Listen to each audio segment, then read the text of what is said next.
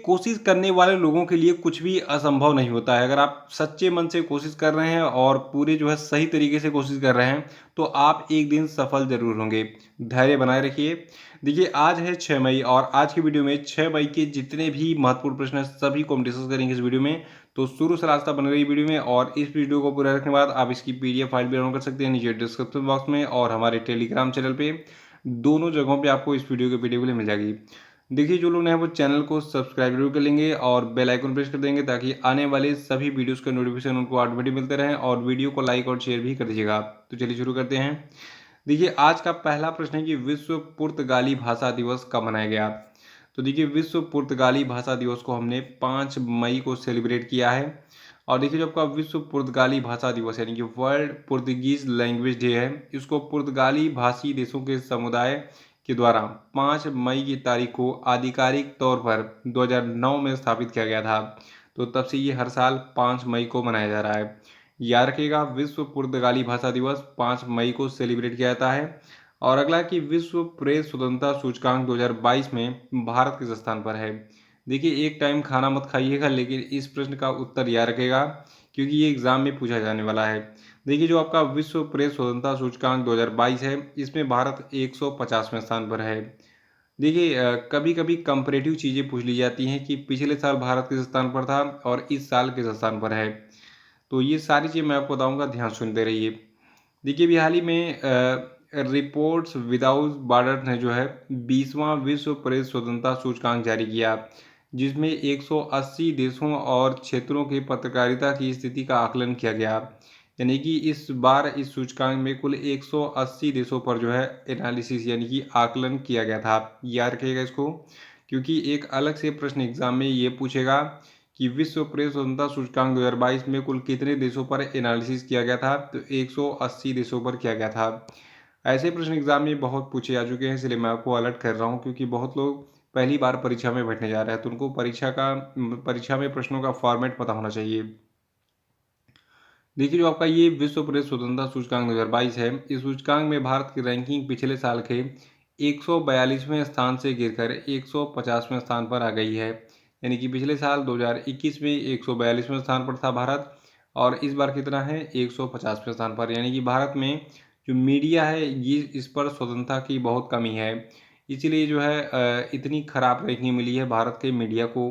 और देखिए, नेपाल को छोड़कर भारत के जितने भी पड़ोसी देश हैं, उन सभी की रैंकिंग बहुत ही बुरी स्थिति में पहुंच गई है, नीचे खिसक गई है। जैसा कि भारत का जो है 8 अंक नीचे खिसक गया है, 142 से 150 पे आ गया है।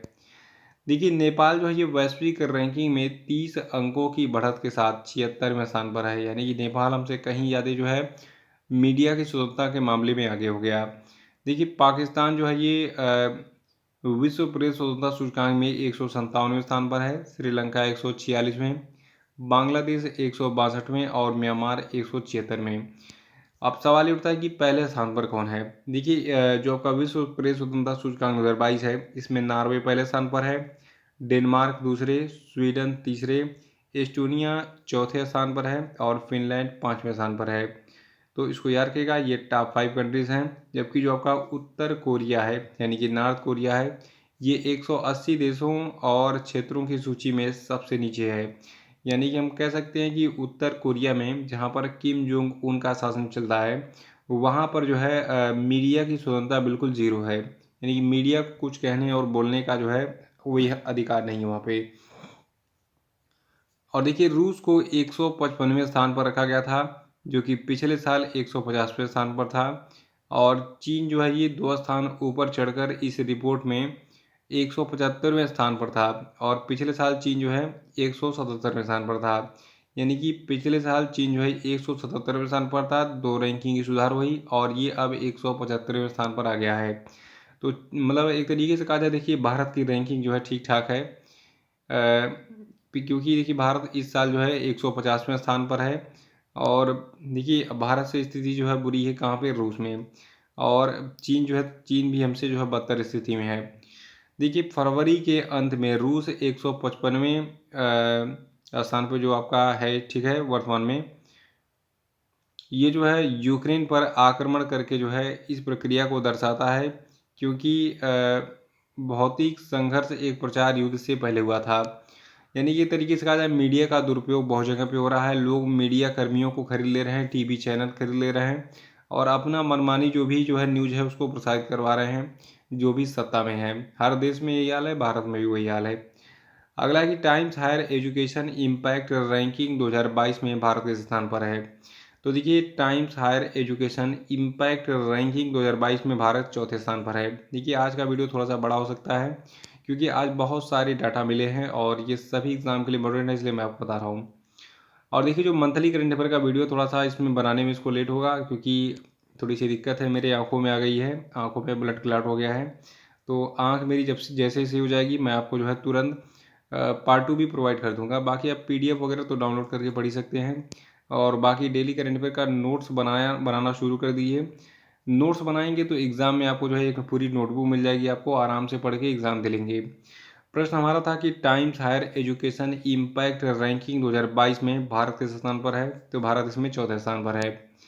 देखिए, इस बार टाइम्स हायर एजुकेशन के अपनी इम्पैक्ट रैंकिंग में भारत के 8 विश्वविद्यालय दुनिया के शीर्ष 300 विश्वविद्यालयों में शामिल हैं और भारत रैंकिंग में संयुक्त चौथा सबसे अधिक प्रतिनिधित्व वाला देश है, जिसमें कुल 64 विश्वविद्यालय हैं।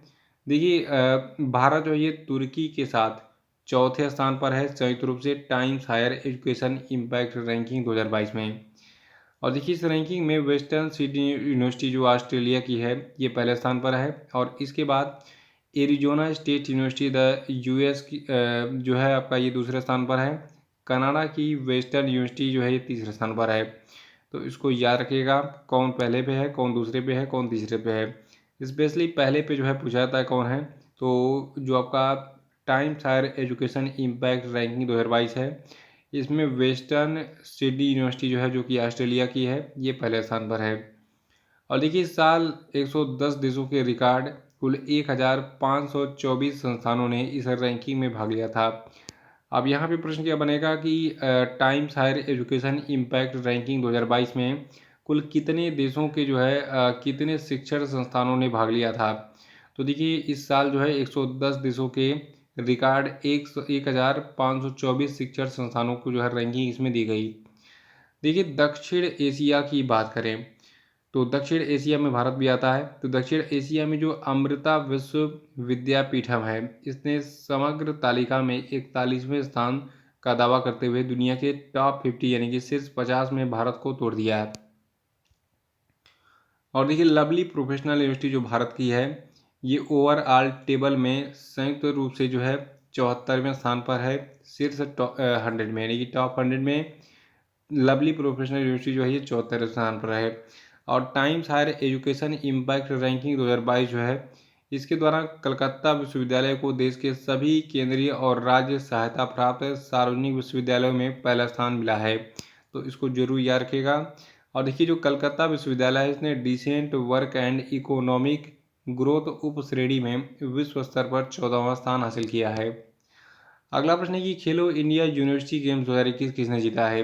तो देखिए, खेलो इंडिया यूनिवर्सिटी गेम्स 2021 को जीता है जैन यूनिवर्सिटी ने, इसको याद रखिएगा।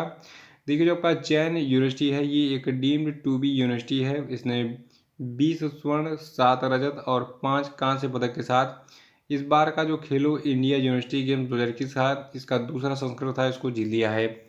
और देखिए, इसमें लवली प्रोफेशनल यूनिवर्सिटी जो है इसने 17 स्वर्ण के साथ दूसरा स्थान हासिल किया। पंजाब यूनिवर्सिटी ने 15 स्वर्ण पदक के साथ तीसरा स्थान हासिल किया।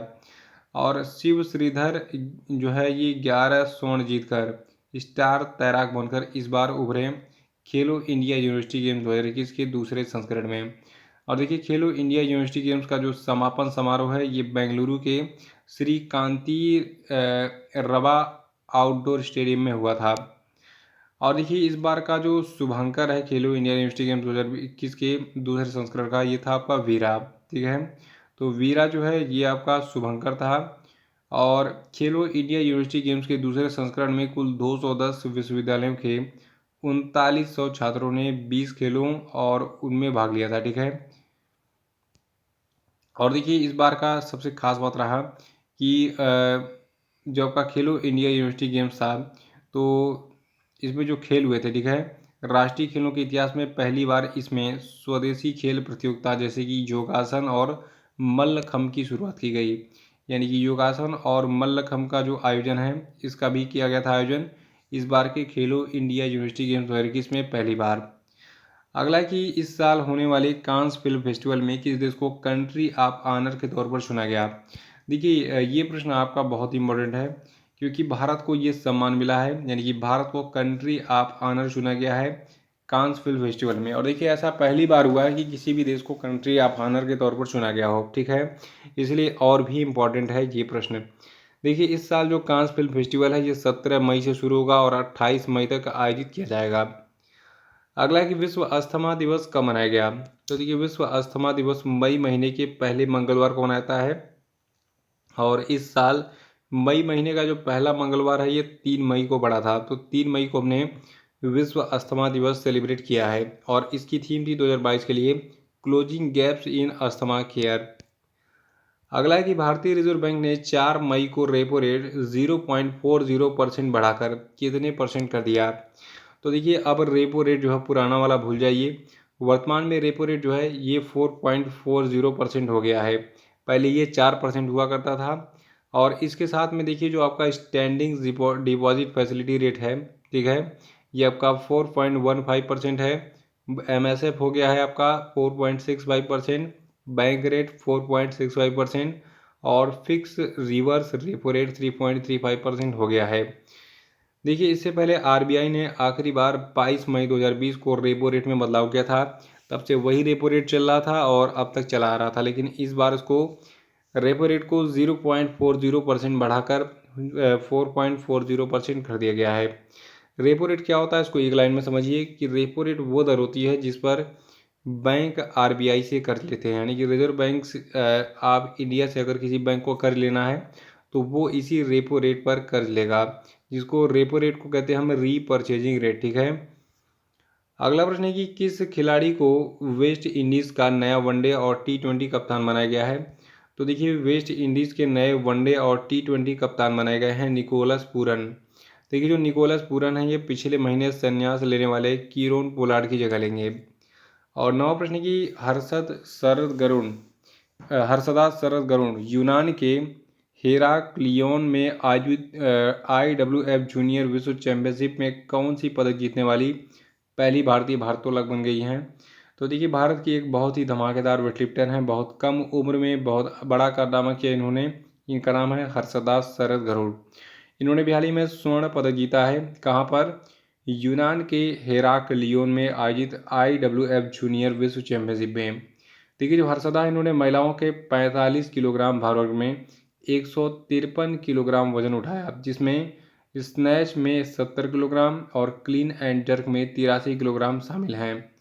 देखिए हर्षदा से पहले इस चैंपियनशिप में पदक जीतने वाली सिर्फ 2 भारतीय हैं और इनमें 2013 में सब पहली बार मीराबाई चानू ने कांस्य पदक जीता था और उसके बाद फिर जो है पिछले साल अंचिता श्यूली ने रजत पदक जीता था, यानी कि स्वर्ण अभी तक किसी ने नहीं जीता था। तो ये भी एक इतिहास है कि हर्षदा शरद गरुड़ ने स्वर्ण पदक जीता है, कहाँ पे, अभी हाल ही में यूनान के हेराक्लियोन में आयोजित IWF जूनियर विश्व चैंपियनशिप में। अगला है कि प्रधानमंत्री नरेंद्र मोदी और किस देश के चांसलर ओलाफ शोल्ज ने हरित एवं सतत विकास साझेदारी की स्थापना के लिए संयुक्त घोषणा पर हस्ताक्षर किए हैं।